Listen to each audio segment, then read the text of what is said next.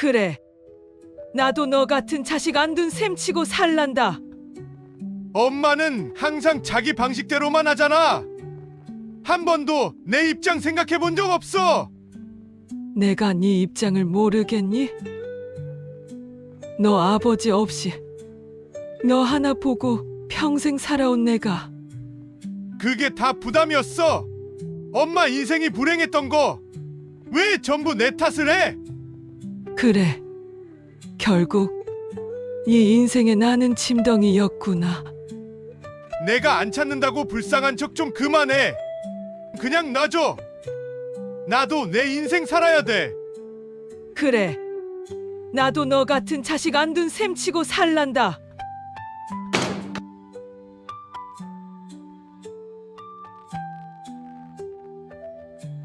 이렇게 끝낼 생각은 아니었는데 어머니는 어두운 거실에 홀로 앉아 나지막한 목소리로 혼잣말을 을조린다. 안 둔 셈 치고 살란다. 내가 그 말을 정말 해버렸네. 그 애가 그렇게 환한 얼굴을 보인 건 처음이었지. 근데 난 왜 그 얼굴에서도 외면받는 느낌이 들었을까? 사람 마음이 참 이상하지. 같이 부딪힐 때보다 아무 말 없이 등을 돌리는 그 순간이 가장 마음 아픈 법이지. 어머니는 문득 아이의 어린 시절 아들이 학교를 마친 뒤 울며 달려와 안기던 순간이 떠오른다. 엄마, 미안해. 어릴 땐 그렇게 잘 울던 아이였는데 잘못했을 때마다 내 치마 붙잡고 울며 미안하다고 하던 아이였는데 나도 참 그렇게 모질게 말할 필요까진 없었는데 이미 벌어진 일을 돌이킬 수가 없구나. 어머니는 괜스레 전화기를 집어들며 연락처에 저장된 아들의 번호를 누를까 말까를 한참 동안 망설인다. 전화를 해볼까? 아니야. 괜히 지금 전화하면 더 어색하고 멀어지기만 할 거야. 그 애 입에서 평생 처음 듣는 말이었어. 엄마는 자기 방식대로만 한다. 순간 10년도 더 된 오랜 기억이 드라마의 한 장면처럼 떠오른다. 그 장면은 아들이 잔소리를 견디다 못해 한마디 하던 순간이었다.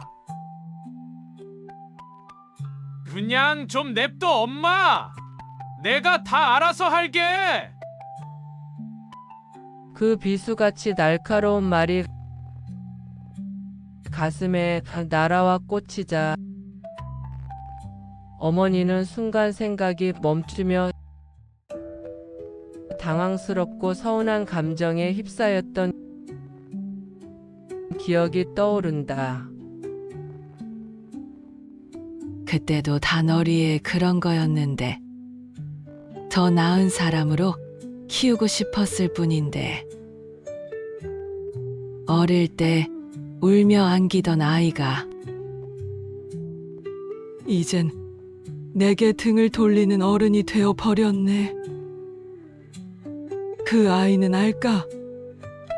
그 말 한마디가 날 얼마나 무너뜨렸는지를. 어머니는 오래된 사진첩을 꺼내어 소파에 앉는다. 그리곤 한 장씩 펼쳐보며 아이의 어린 시절을 떠올려 본다. 이때가 언제였지? 5살쯤인가? 참, 이때는 날 그렇게 잘 따랐었는데. 사진 속에는 젊은 시절의 어머니와 어린 아들의 행복한 미소가 드러난다. 이 사진 찍던 날 아이스크림 녹을까봐 급히 찍고 뛰어가던 기억이 나네. 그때는 내 손을 놓을 생각조차 안 하던 아이였는데. 사진첩을 한 장 한 장 넘기며 추억에 잠기는 어머니. 사진 속에는 점차 나이 들어가며 늠름해지는 아이의 모습이 펼쳐진다. 언제부턴가 손을 놓더라. 말도 줄고 눈도 피하고 늘 알았어요 한마디로 날 밀어냈지. 중학교 땐 성적이라도 떨어질까 문제집 사다 나르고, 고등학교 땐 학원비 대느라 아픈 무릎 팥으로 버티며 단 하루도 일을 쉰 적이 없었지. 어머니는 젊은 날의 고생이 하나하나 떠오르기 시작한다. 설거지며 청소며 할 수 있는 일은 뭐든 다 했었지. 나이 어린 사장한테 못된 소리 들어도 참아가며 열심히 일만 했었지. 그래도 난 그게 당연하다고 생각했어. 내가 안 하면 누가 해주겠어? 라는 마음으로 참고 버텼지. 그렇게 다 해줬는데 언제부터 나를 귀찮아하기 시작한 걸까? 바쁘다는 말 한마디보다는 미안하다, 다음에 꼭 하겠다 한마디면 되는데, 그 말조차 들은 기억이 가물가물하구나. 어머니는 전화기를 들어 지나간 문자 메시지를 살펴본다. 거기에는 바쁘다는 아들의 메마른 문자가 있었고, 어머니의 걱정 어린 "그래 많이 바쁘지, 너무 무리하지 말고 다음에 오거라" 라는 따뜻한 답장이 있었다. 알기나 할까? 다음에 라는 말을 얼마나 많이 했는지. 어머니는 소파에 기대어 힘없이 축 늘어진 채 살며시 눈을 감는다. 그 애의 마음이 멀어진 게 내가 너무 가까이 있으려 해서인 걸까? 어머니는 괜스레 자기 탓은 아닌지 곰곰이 생각을 곱씹어 본다. 몇 번이나 말하지 못했던 순간들을 과연 너는 알기나 할까? 내가 처음 쓰러져 병원에 실려간 날, 너는 거래처 회식이라고 못 왔었지. 괜찮다고 말하긴 했지만 사실 너무 무섭고 숨막힐 것 같은 기분이었다. 그때 무섭고 서운했다고 말하려다 말았지. 너에게 상처가 될까봐 그냥 괜찮은 척 넘겼었지. 그리고 너 결혼하기 전 결혼식은 조촐하게 한다며, 상견례도 안 하겠다며, 무심히 상의도 없이 결정해버렸지. 나는 네 인생 가장 큰 날에 너랑 같이 앉아 축하받는 그 자리를 몇십 년을 기다렸는데 그냥 넘어간다더라. 그때도 말할 수 있었다. 너무 서운하다 하고 내 오랜 바람이었다고. 하지만 너에게 부담될까봐 그냥 웃으며 알겠다고 했지. 그렇게 한 번씩 한마디씩 참았었지. 그리고 작년 내 생일날, 그날은 얼굴이라도 볼 줄 알았건만 케이크 하나, 카드 한 장 없이 엄마 바빠서 못 가요. 문자 메시지 하나와 집 앞에 택배 상자뿐이더구나. 그 택배 상자는 아직도 뜯지 않았다. 내 마음도 그날 다쳐버렸으니 말이다. 그렇게 참고 삼키며 하고픈 말을 참아왔다. 그러나 지나고 보니 말을 하지 않으니 서운하고 무심하고를 떠나서 아예 없는 일이 되어버리는 것이 나를 더 비참하게 만드는구나. 내가 얼마나 속상했는지, 내가 얼마나 무서웠는지, 내가 얼마나 무시받는 기분이었는지 너는 단 하나도 알려 하지 않고 그냥 그렇게 살아가고 있구나.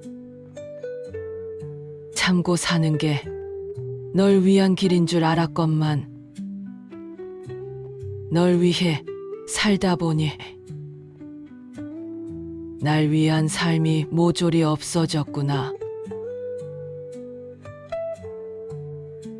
어느 날부터였을까? 기대하지 않는 게 마음이 좀 편해지더라. 이제는 연락이 없으면 그냥 그런가 보다 한다. 괜히 전화기 붙들고 기다리는 일도 없다. 문 열리는 소리에 심장이 뛰지도 않는다. 사람 마음이란 게 참 이상하지. 그렇게 그리워하던 것도 어느 순간 익숙해지긴 하더라. 이젠 필요한 것도 스스로 사고 물건 하나하나 들고 계단 오르다 보면 그래도 살고는 있구나 싶다. 텃밭도 다시 손보고 안 쓰던 화분도 꺼냈다. 언제부터인가 집안이 너무 허전해서 이제는 흙이라도 만져야 덜 허전하더라. 테레비는 시끄러워서 안 틀고 라디오는 괜찮더라. 이야기하는 소리라도 들리니까. 예전엔 혼자 늙는 게 두려웠었다.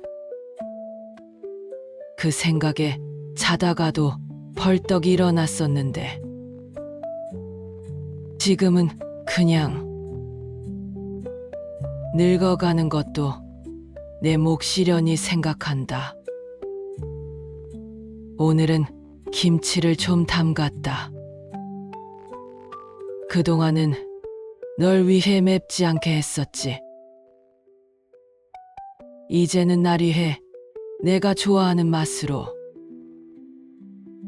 내가 나를 위해 김치를 담근다. 사람은 결국 혼자다. 그걸 인정하고 나니까 왠지 마음이 덜 아프더라. 기대하지 않기로 했다. 네가 변하기를 더 이상은 기대하지 않는다. 이제 나 하나 돌보는 걸로도 충분하다고 그렇게 믿어보기로 했다. 이젠 마지막으로 너에게 전할 수 있을 것 같구나. 어머니는 펜을 들어 아들에게 보내는 편지를 써내려가기 시작한다. 사랑하는 내 아들아, 이제 엄마는 더 이상 너에게 아무것도 바라지 않기로 했다. 네가 행복하면 그걸로 됐다. 너와의 사이가 이렇게 끝나버린 게 여전히 가슴 한구석이 아프게 남지만 그래도 이제는 미련 없이 널 보내주기로 했다. 혹시라도 언젠가 이 편지를 읽게 된다면 그땐 너무 늦지 않았으면 좋겠구나. 네 삶 속 어딘가에 엄마라는 이름이 아직 따뜻하게 남아있기를 바란다. 어머니는 다 적은 편지를 서랍 속에 넣어둔다. 사실 어머니는 아들에게 전하기 위해 편지를 쓴 것은 아니었다. 그동안의 삶을 정리하는 글로써 스스로 자식에게 기대지 않고도 멋지게 살아갈 자신을 위해 쓴 글이다.